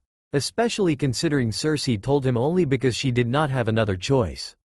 It was a huge step backward in the trust he was giving her. Not something set in stone though. Then, something else came to his mind. "What about your youngest son? Tommen?" he half said half asked. Cersei tensed. This subject was another touchy one. She hesitated 5 seconds before deciding to not tell him about Jaime. Her relationship with her twin brother was not something she wished to broadcast. It was even truer with Naruto. She appreciated Naruto, she really did. But he was rarely present. She craved for comfort when her husband kept humiliating her with more and more whores. She often managed to silence the feeling. Not always though, and Jaime was here in those moments of weakness. He was understanding and wanted only the best for her. "No, I can't be 100% sure, but he has emerald eyes and no power that I know of." She glanced at him and was not surprised to see him with brow furrowed. Cersei remained silent during a full minute before she spoke again. "What do you intend to do about Marcella? I will see her tomorrow. Call me when you two are alone in your room. If she has a similar power to mine, I will have to train her a little bit. She needs at least some tips in order for her to not use her control over plants unconsciously at random time." He then let out a tired sigh, regretful about what he was going to add in the conversation. "I won't tell her she's my daughter. I still have business in the north and I can't allow staying here for too long. It's better for now if she doesn't know. I will come and see her as much as possible, but no promise. If she's as smart as you told me, she will have some doubts though." Cersei flinched but did not say anything. She was in no position to talk after all. She finally nodded. All along, Naruto did not even spare a glance in her direction. "Are you the healer?" "I am," Naruto confirmed. "Your servant told me I could find you here. She said your daughter was affected by the grayscale syndrome." Stannis Baratheon observed him with distrust, anxiety and a slight flash of hope in the eyes. It was not the first healer who tried to treat his daughter, or at least slow down the disease. Until then, none succeeded. They made many promises but only facts mattered. And promises did not help saving his daughter until now. In the end, it was only logical for the king's brother to not be full of joy and hope. Not yet, at least. Naruto did not mind. He knew how tough and lethal the grayscale's disease was. "Come with me," Stannis whispered before turning around, slowly walking inside the house. Naruto nodded and followed closely. The door behind him was then quickly closed by a maid. He received minutes after leaving Cersei a request to heal the daughter of Stannis Baratheon. A servant had heard of his presence in King's Landing and how he helped treating citizens the last time he came. Apparently, the king's brother was desperate enough to ask him to come in spite of his more than shady reputation. He did not decline. Along the way, Stannis eyed critically at the young-looking man. He was probably no older than 20 at most, he guessed. It was the first time someone so young came to try to help Shireen. All previous healers had wrinkles all over their faces and carried with them tons of medicine, herbs and potions. This one did not even seem to have any belongings other than the clothes he was wearing. Well, it was not like the others succeeded in their task treating Shireen, he criticized. Maybe that oddity boded well. "There she is," Stannis said while opening a door leading to a room with lights turned on. Into the room, Naruto immediately noticed two people. Two women, or rather a woman and a little girl. The middle-aged woman was sitting on a chair near the bed where the younger one was lying. Both were awake and turned their heads when they noticed the men walking into the bedroom. With one brief glance, Naruto noticed one guard next to the back door. He could probably come inside with only one shot from Stannis or the woman. He then looked at the two occupants in the room. Despite her age, he could notice a beautiful woman in the middle-aged lady. And considering that the young girl looked a lot like her with the grayscale symptoms on the left side of her face, it was safe to assume that they were Stannis' wife and daughter respectively. "Father," the young one exclaimed cheerfully, confirming her identity as Shireen Baratheon to Naruto. "Hello daughter. How are you today?" "I'm fine. Mother went to the library and brought me many books. In one of them, I read a story with dragons and how humans used to ride them many years ago." "I'm glad you're doing okay," Stannis said with a very faint smile on his lips. Despite the disease, Shireen never stopped smiling in her life. Stannis could not give up in front of such a young and pure child. She was not his first one, he already had 3 other sons. 3 stillborn boys. As a result, he would do everything in his power for Shireen to live. "Did you read about how many colors a dragon could have?" Naruto asked softly while approaching the bed where the girl was laying, attracting attention from all the people in the room. "Yellow, green, black, red, blue, brown, white." When dragons were flying all together one behind the other, it used to look like a multicolored rainbow road drawn up in the sky. The blonde remembered those times. It was too bad stories became legends with time after dragons disappeared. But even legends could still captivate children's minds. He grinned seeing the expression of the one lying in bed, surprise written all over her face before being enlightened by a huge and pure smile. "Really? Oh, it must be so wonderful to see something like that," Shireen expressed. It managed to get a soft hum from her mother and father alongside her. "Shireen," Stannis called out. "This man is another healer. I asked him to come and take a look at you." The 6-year-old child put a cute puzzling expression before smiling at the blonde. The wood user replied with a tender smile of his own. He then approached the couple surrounding the bed and instructed them to stand back. Both father and wife stepped aside, leaving room for the blonde to operate but still keeping a wary eye at every action. The blonde took the chair next to the bed where the child's mother was previously sitting. "My name is Naruto, sweetheart. I came to see what an adorable face you have under those scales on your cheeks." Saying that, the blonde moved forward to put his right hand on her left cheek, where the scales were apparent for all to watch. At the touch, Shireen immediately tried to retreat with wide frightened eyes. Naruto's left hand behind her head prevented the motion. A little further, both parents wore similar stupefied expression. "And no, you can't touch me," Shireen begged weakly. "Why you will be infected too." She nearly cried at the action. Since the grayscale illness started a couple of months back, she had not been touched by anyone directly, only through rags and sheets. She nearly forgot how it was to feel a small pat on her face. It felt good despite her skin set in stone, surely, but she did not want anyone to suffer because of her. "Don't worry little one," Naruto spoke softly. "Grayscale won't kill me. I just need to know how intense the disease is before treating it, and for that I need to know how infectious it is." Naruto then removed his hand and stared at it for several seconds. The assertion had relieved Shireen quite a bit and silenced her parents, but the ease was quickly washed away when they noticed the scales growing on the outstretched hand with an insane rate. A single scale appeared at first before it spread on the hand. In less than a minute, Naruto's full arm was covered with scales. He just had to stimulate the cells in his arm to accelerate the infection's progress. Mokuton gave him the ability to heal disease and wounds, and by extension, he could also stimulate cells, even contagious ones. It was also quite funny to see the other's shocked expression. Interesting, Naruto simply commented, ignoring the stunned face of all people surrounding him. It was slightly under average in fact. He had met cases of grayscale disease far more intense than that. A competent doctor could have cured it within a year, or at least stopped its progression. Your hand," the middle-aged woman called out. Naruto did not even catch her name before coming. "So much for courtesy. As I said, no need to worry about that," he declared with a small smile on his lips. "I can heal your daughter immediately if you want." The sentence served to silence the room in a blink. The blonde then moved his arm, closing his hand one finger after the other. All the members of House Baratheon could see with shock, disbelief and some relief the scales starting to fade away like absorbed under the skin. In 10 seconds when his hand was just a fist, all tracks of the grayscale disease were gone. What? The woman in the room could not help but said with a shaky voice. Her daughter and husband were not in better shape. I will heal your daughter, Naruto said with a tone leaving no room for argument. I request no payment. I have condition though. Firstly, you will not speak to anyone about what you are going to see. You can talk about the fact I healed your daughter, but not how I did it. Secondly, I won't answer any question.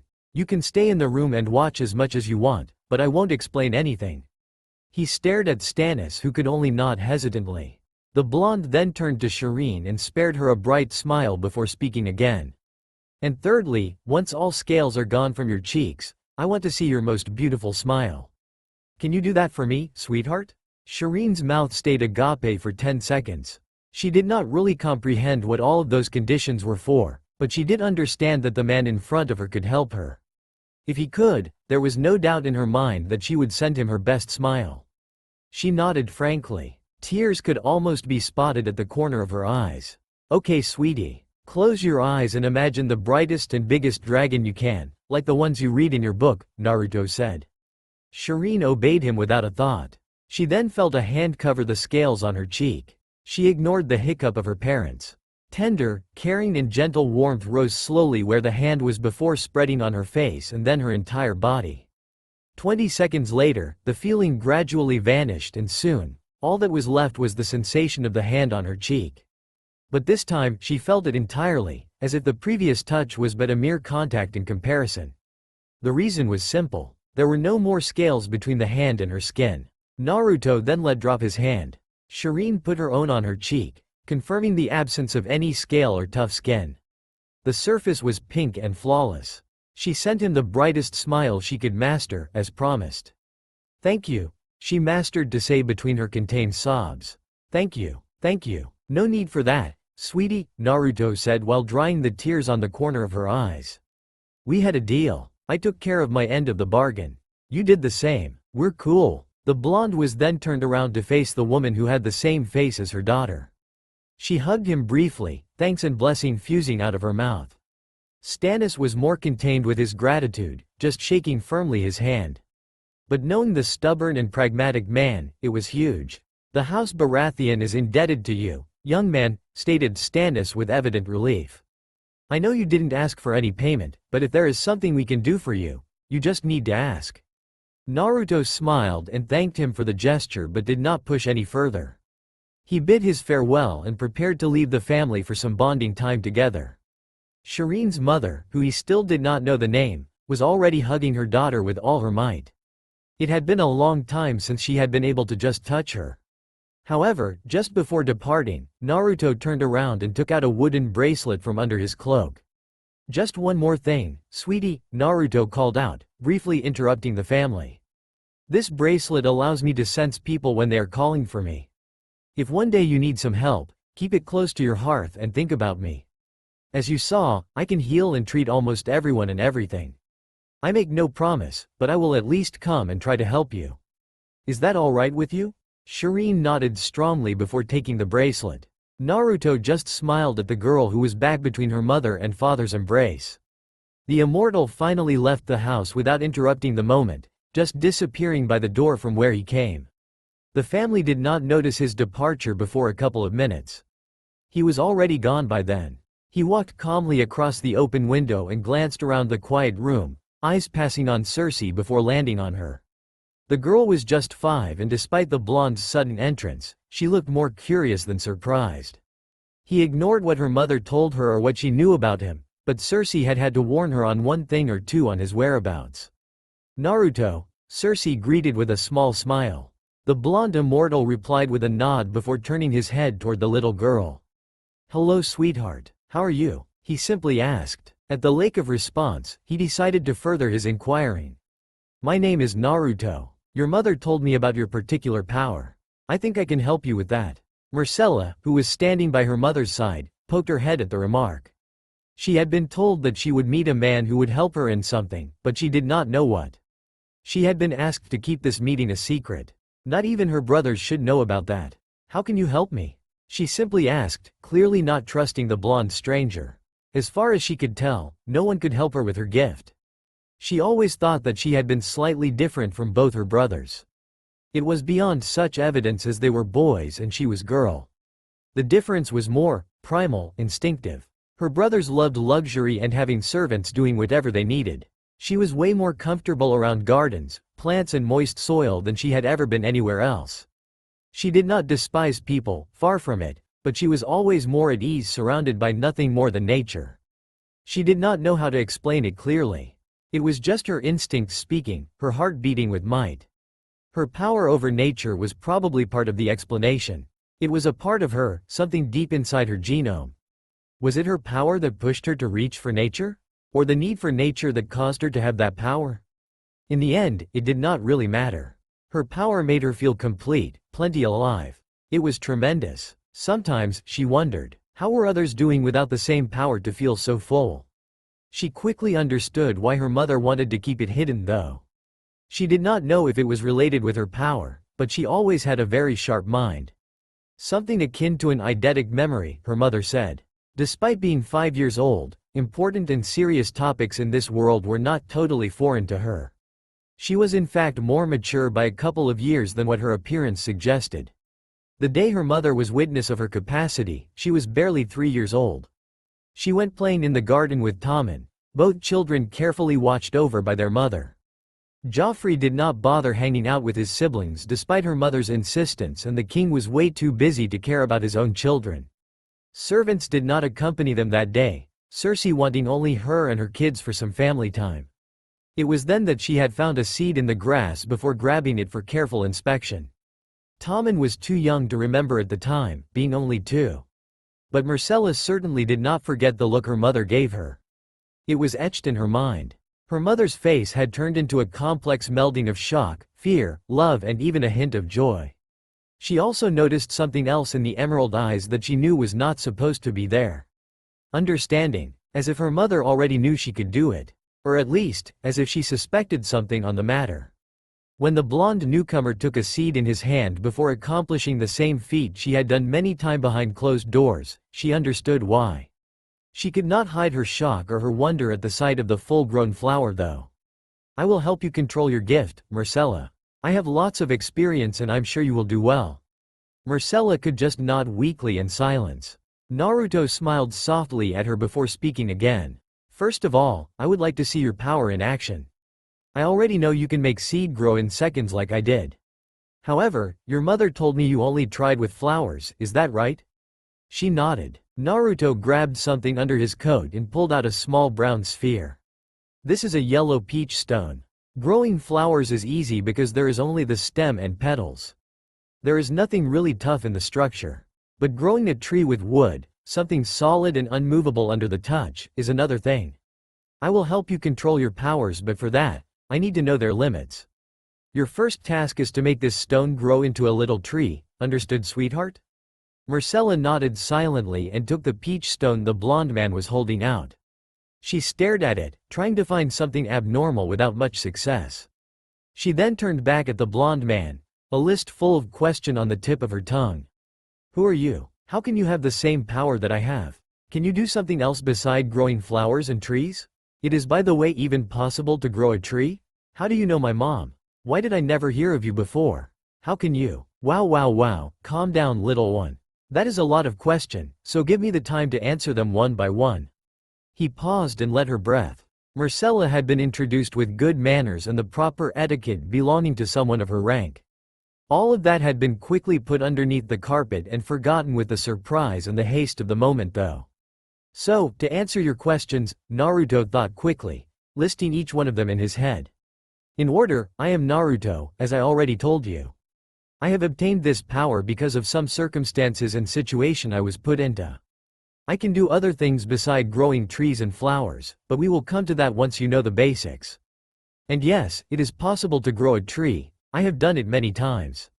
I met your mom 12 years ago during the rebellion in a dungeon as she was detained behind bars. And finally, you don't know about me because I am rarely in King's Landing, I just visit sometimes. This week is one of these times. Myrcella put a sad and teary face. Even if most of the answers were elusive and still kept lots of mysteries, she could deal with it. Only one particular thing tilted in her mind. You will leave? But you had to teach me. Please. You must know as I do how fantastic it is to make plants grow, she begged. Naruto stood back uncomfortably and turned towards Cersei for some support. The queen only eyed back at him with amusement and mischievousness. Naruto growled mentally, already knowing where all of this would lead eventually. He had been stabbed in the back by his lover and was the target of perhaps the most powerful technique in all existence, the puppy eyes no jutsu. He was always weak in front of children, which did not help at all. Unfortunately, no matter what face Marcella could make, he had more important priorities at present. He sighed and steeled himself. "I'm sorry, sweetheart, but I have lots of things ongoing away from Kind's Landing. Believe me when I say I would love to stay here. Sadly, I can't. I will help you with your power and give you some tips to work on when I'm gone though." She agreed weakly with a soft "I," still saddened by the denial. Internally, although being sorry, Naruto was pretty glad she did not try to order him staying. It would not have worked of course, but it warmed his heart knowing his daughter did not try abusing the power she has as a princess. "Well, if that's all, try growing this peach stone," Naruto told her, still on his knees in front of her. His small but warm smile served comforting Marcella, who simply nodded. She had a weak and uncertain smile on her lips too. Naruto eyed at her a couple of minutes practicing on the peach stone without success before joining Cersei. He sat down next to her on the bed, both of them still gazing at the girl, their daughter. "I already was rather sure of it before, but you're good with children," Cersei complimented him with a soft and pleased tone. If there was one quality she could have sought in a man, this one was probably on top of her list. It was one more step in her increasing strong feelings for the blonde. "I only met her less than an hour ago, but I can already tell that Marcella has a caring and enthusiastic personality. She's a good kid. You did well raising her." Cersei took his hand and squeezed it gently to communicate her gratitude for the comment. She let it go when Marcella glanced at both of them. "Your worry," Naruto stated matter-of-factly. "You know Marcella is smart and will have doubts on our relationship. We can't prevent it though." He breathed tiredly and turned towards Cersei. His sky-blue eyes dived into her emerald ones for an indefinite amount of time before he spoke again. "If there is only one problem. If you are in some sort of danger, as small as it could be. If someone you don't trust suspects the truth, call me. If something like that happens, it would be like asking you to come for your execution." Cersei spoke with a quiet voice. "I can't do that, not to you." Naruto took her hand, not caring if Marcella was looking at them or not. "Believe me, Cersei, if this happens, I would come and rescue both of you, you and Marcella. Even if it would mean confronting the Seven Kingdoms and the king himself." After all, he was already uncertain about putting an end to the Iron Thrones. This would only be the trigger for his choice. In front of him, Cersei could not hold his gaze anymore. She let her face down and her eyes shadowed by her hair. She was definitely falling for the blonde. How could she resist? She never stood a chance. Robert had been her husband. Jaime had been a comforting shoulder to lean on. But Naruto became her lover, someone she could think in a romantic way and loved deeply and purely. Calendar of the Seven Kingdoms, year 295. Westeros, Castle Rock. Stormflakes growled, making Naruto sighed. She was never pleased when left behind. Of course, hanging out with people when a direwolf was nearby was not really practical in Naruto's book. It was the reason why she often stayed behind each time he visited a city or a village. Both of them had just traveled from King's Landing to Castle Rock. They were on their way to the north in order to cross the wall once again but decided to make a detour. Naruto had one business he wanted to deal with before that, something that he had forgotten each time he passed by the south. He figured this time would be as good as another one. "I know you don't like to stay behind, Flaky." Another growl, "But I will be quick. No more than a couple of hours," Naruto said whilst ignoring the glare the direwolf was sending him for the pet name. "How about that? The place I need to go is a tavern.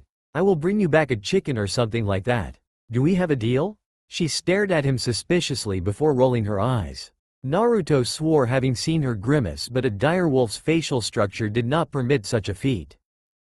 He must have imagined that. "Well, here I go. Wish me good luck, furball." He left before having to hear another snarl. He made his way toward a tavern he had heard about located on the border of Castle Rock. If his intel was right, which was usually the case, the man he was looking for should be here. He crossed some soldiers and farmers along the way, but none of them cared to bother him. A couple of kids tried to steal his wallet though. He avoided them with ease. They immediately went away after that before the blonde could even think about chasing them. Not that he was attempting to anyway, he held no grudge toward them. They were just kids trying to live on. He wondered if they already noticed both apples he put in their pocket. Who knew? He finally came in front of the door of the tavern he was interested in. He pushed it aside and made his way in, glancing around for all that was to see. At least 40 people were in the tavern. Some whores were on the balcony on the first floor, staring at the guys who were foremost drinking and eating. Several others whores were among them too on the ground floor. Customers were foremost soldiers, at least 10 of them, but he spotted others too. Staff members were serving them in turn, most of them women. And then, there was the person he was looking for on a couch. He was surrounded by a couple of women, prostitutes he guessed, and had a large meal and a jug of wine on his table. He approached him and sat down on a chair across the table, gaining his attention. Naruto smiled at him before calling a young waitress who was just passing nearby, diverting his attention just one moment. "Can I have a glass of milk with a piece of cake, please? Oh, and can you also prepare a chicken or something like that? It is to take away." She nodded with a smile and left the table. Naruto thanked her before turning back to the guy. The man was what people used to call in those troubled times a dwarf. Less pleasant ones preferred the term imp. Naruto did not really care. He respected people for their value inside first. "You are Tyrion Lannister, right? I was looking forward meeting you. My name is Naruto." Tyrion stared at him suspiciously before chuckling. He drank a sip of wine then placed both arms around the waist of the ladies on each of his side. "Let me guess. You wanted to see the dwarf of the Lannisters family. Am I right?" Tyrion asked with a dulled tone. Naruto frowned slightly, skeptical. "Well, yes. Was it not what I just said?" He paused and finally tilted. "How, you meant make fun of you because of your upset verticality? Well, no worry about that. I never judge people because they are different from others. Hey, he would be one hell of a hypocrite if he did. If you're cool in the inside, then we're good. I would just like a word with you. I promise it won't take long." Tyrion raised an eyebrow. His disbelief had been replaced by curiosity. "Well, you have my attention then. But make it quick, I have ladies waiting for me." Naruto hummed softly and was going to speak again before he was interrupted from behind by the young waitress he called minutes earlier. "Sir, here are your milk and cake. I took you a blackberry cake, I hope you don't mind." Naruto turned around while letting a smile lighten his face. "Not at all. It smells delicious," he declared whilst grabbing the food. "Thank you." She smiled back, a small blush on her cheeks. "You're welcome. We did not have any chicken, but I ordered you a turkey. You can take it before leaving in the kitchen. Is that okay?" "Yes, you're wonderful. Thank you very much and keep the change," he praised enthusiastically while giving her one gold coin. It was nearly twice the price of what he had ordered. He then turned back toward Tyrion, missing the red young waitress' face. It served to draw a small chuckle from the Lannister and both women alongside him though. "Sorry about that," Naruto apologized to Tyrion. "About what I have to say, I would rather speak to you in a more private room. Face to face without all those people, you know?" Tyrion leaned back further, resting against the couch. "Sorry man. You see, I am in more than pleasant company and I would hate to deprive those ladies of my presence. Isn't that right, my dears?" he flirted openly. Naruto sighed tiredly. He was beginning to have an idea of what type of person he was dealing with. "I apologize in advance, but I must insist. If we don't talk now, I ignore when we will be able to. I promise it won't take long." "No," Tyrion said, his voice a little bit more on edge. "Please?" Tyrion sighed in an annoyed tune. He stood up from the couch. When Naruto thought he would finally give in and come along, the dwarf spoke. Aloud. "I am Tyrion Lannister," he exclaimed, drawing attention to him from all in the tavern. "My friend here," he pointed his forefinger in Naruto's direction, "has drunk a bit too much and feels tired. I will give 3 gold coins to the man who will show him his way out." Naruto groaned tiredly. He noticed 8 men, all soldiers in light armor, slowly approaching him. The blonde considered leaving the tavern on his own free will, not wishing to cause havoc. He glanced at Tyrion, who wore a small satisfied smile on the lips. A dwarf from one of the great families in an era where supernatural was just coming back to the world. It badly reeked of magic. "Are you sure there is no diplomatic way out of this?" The wood user finally asked, determined. Only if you simply walk your way out of here peacefully. Tyrion dismissed him as an unimportant matter. I'm afraid those men won't fully agree though, he added while casually eyeing the incoming soldier. They want their money and know a Lannister always pays his debts. Naruto rolled his eyes with a weary sigh and stood out of his chair. Well, not this time, he muttered softly. Only Tyrion and the two women by his side heard him. He then raised his voice, his attention turned toward the incoming soldiers. I'm sorry for what's about to happen, guys. You will have quite a headache once you wake up. It will fade away soon enough though. Before anyone could raise their voice, two men were already collapsing. Naruto had simply taken out a stick of wood from under his dark cloak before slapping it on their forehead. Both soldiers were now rendered comatose, still making their way toward the ground. Taking advantage of the confusion, Naruto took out another stick. He bypassed the 6 remaining men and hit 2 of them on the back of their neck. They were already unconscious when the first 2 men reached the floor and joined them soon after in a small sound. Tyrion and all the people around could only blink in disbelief. They had barely seen the blonde move. When they finally understood the situation, 4 men were already on the ground, blacked out. But it was only their brain processing the information, not their muscles reacting. By the time the remaining 4 soldiers went to reach for their swords, the blonde immortal was already on them. He span around and took out 2 other men before they could draw their blades. One of the 2 soldiers still standing gasped. All people in the tavern were not much better and were staring with eyes open wide. The last 2 soldiers finally reacted. Unfortunately for them, the blonde they were facing was nothing but a blur. He sidestepped one swing of a drowned sword and deflected the other. Naruto then brought back one extended arm, knocking another man. He swung his branch to disarm his last opponent before hitting him on the forehead. In the midst of a complete silence, Naruto turned toward Tyrion. Now that those petty things have been taken care of, I guess we can look for some private place? I guarantee you that I won't waste too much of your time. Tyrion just nodded dubiously. He pushed away the 2 women who stayed on the couch eyeing at the blonde with much shock, awe and apprehension. Tyrion walked around the table and came next to the blonde. The dwarf had seen good swordsmen. He had beheld warrior, some among the best in the world. His brother was one of them after all. However, never before had he contemplated such a technique and elegance in the art of battle. He was no soldier himself, but he was far from stranger to not recognize such talent. The blonde man had it in abundance. Hell, who was he kidding? It was more than that.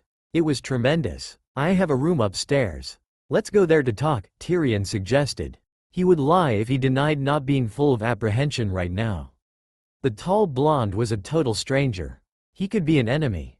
A thug hired to kidnap him. However, he could have done it long before if it had been the case. He thought himself as a pretty good judge of character. The blonde did sound like a reasonable man. In the end, the curiosity outstripped the apprehension. They both climbed upstairs, ignoring the stair all along the way. They reached the first floor and Tyrion headed toward one of the several doors on the wall. He opened it and entered whilst the blonde immortal followed briefly after. The room was small and lighted up by the sun through the window. The only pieces of furniture were one large bed and 2 chairs. A whore had been supposed to wait for the Lannister, but she had left the room when the mayhem occurred earlier. Naruto closed the door whilst Tyrion took a sit on one of the chair. Despite the dwarf proposal, the blonde chose staying up. So, what do you want to talk about so much?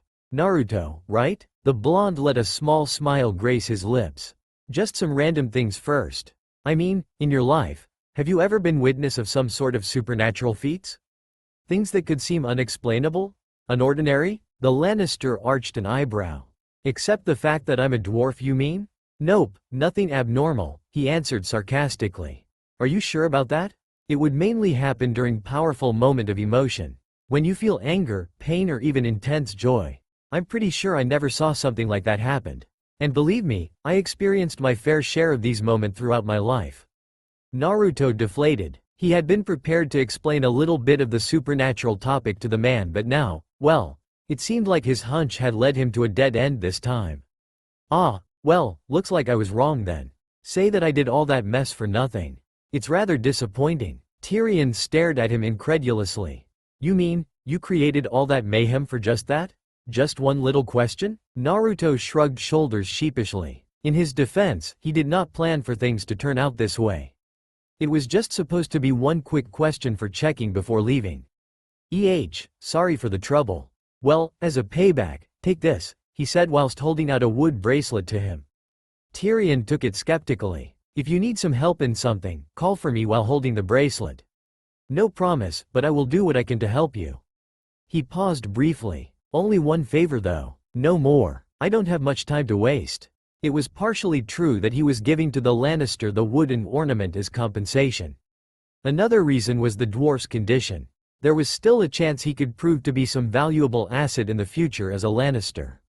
Furthermore, after some talk with Cersei, he quickly learnt that his lover despised her younger brother. It was not even because of his height. She blamed the man for her mother's death during childbirth, something he had no power over.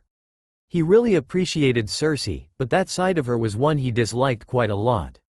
Hated for being a dwarf by many and for a mother who died during childbirth by his own sister. He could sympathize with the little man. Naruto finally walked toward the door. Well, as I promised, it had been rather short time consuming. Now, if you excuse me, I have a turkey to collect and other businesses waiting for me. See you. And then, the blonde walked out of the room. That's all for now. If you enjoy then please like, share and do comments.